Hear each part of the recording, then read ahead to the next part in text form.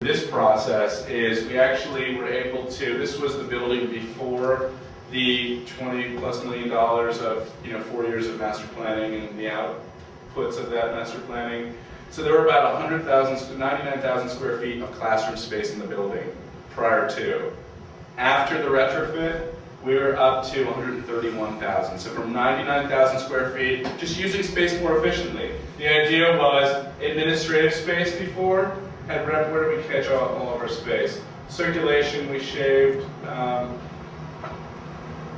We cut 8,000 square feet out of administration in the building. When you walked into this building, there was a suite as far as your eye could see for guidance counselors. When you had 8 autonomous schools, you killed that suite, it became part of a school.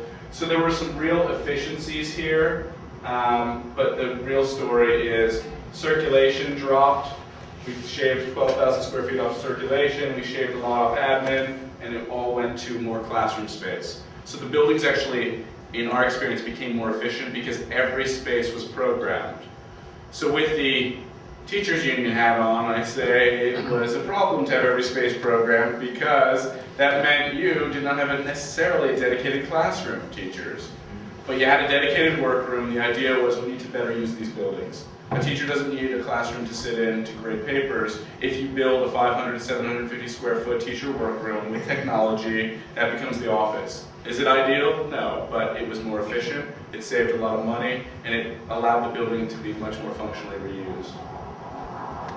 Last piece is we've built a program, and I feel like preaching to the choir on this one because I feel like there are lots of parts of the country that are much smarter about this stuff.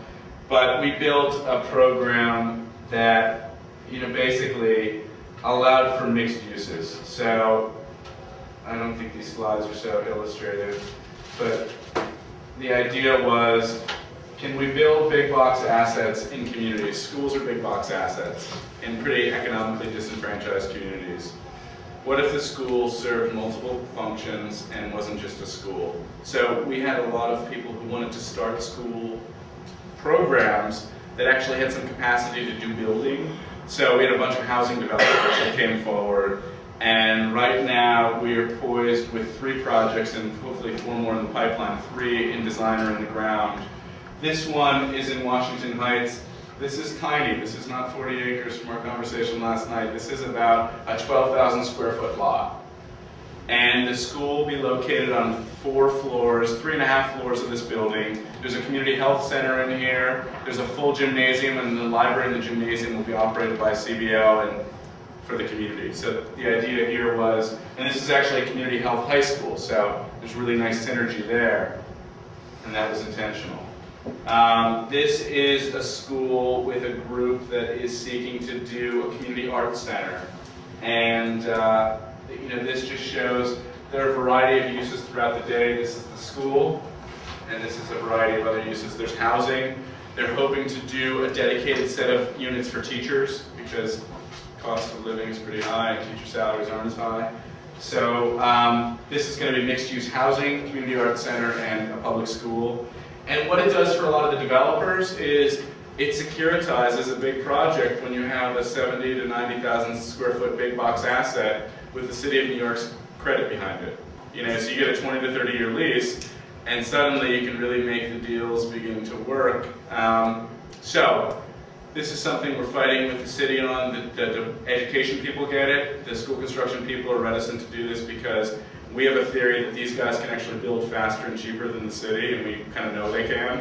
Soft cost alone, the city of New York puts 34% on every job. These guys can do soft cost for 27%. So for a $50 million, $75 million school, those 7 percentage points are dramatic.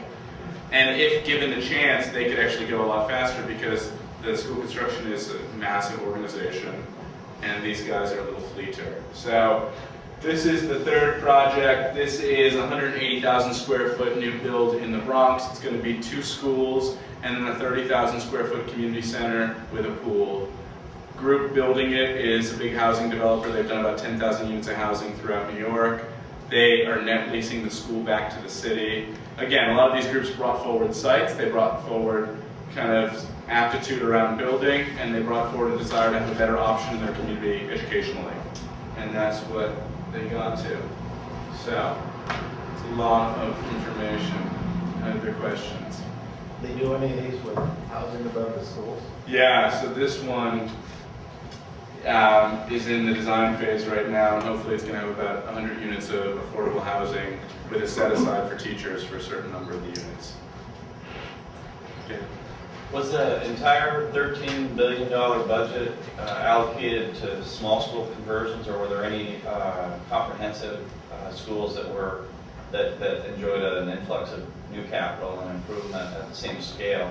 I guess I'm getting at your point about a kid, or a staff member for that matter, that in the community whose whole attitude changes when they're being invested in. Right. And I don't know how, unless you had a comprehensive high school that felt that same impact, how do you necessarily attach that all to the small school conversion? So it wasn't at all attached. I mean, 13 billion was the overall capital plan. 4.5 billion went to deferred maintenance across the system. 4.5 billion went to 66,000 new seats, small, large. Although the city shifted their whole parameter and said the high schools they were building moving forward were actually 1,600 seat high schools, with the understanding that they would be small learning communities. So, I mean, the city's jumped in with both feet and said, moving forward, we know we're not going to be building big schools anymore. They don't work for our kids. We might be building 1,600 seat buildings, but they're not going to be 1,600 seat schools. And then 4.5 billion went towards these retrofits and other things like it that enabled both big schools and small schools. So I would say of a $13 billion capital plan, maybe 4 billion went to small schools, but there was definitely equity. And politically, it would have been dead on arrival had we targeted 300 schools in a system of 1,400 with this effort. Other questions?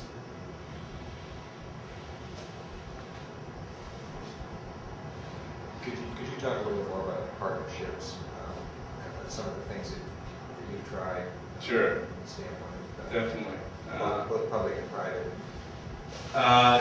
Interested from the facilities perspective as well as from the programmatic perspective? Well, programmatic primarily, but also the facilities. All right, so we have a partnership that always sticks in my brain. It's the most accessible one. It is a school leader came forward and wanted to do an academy for the environment.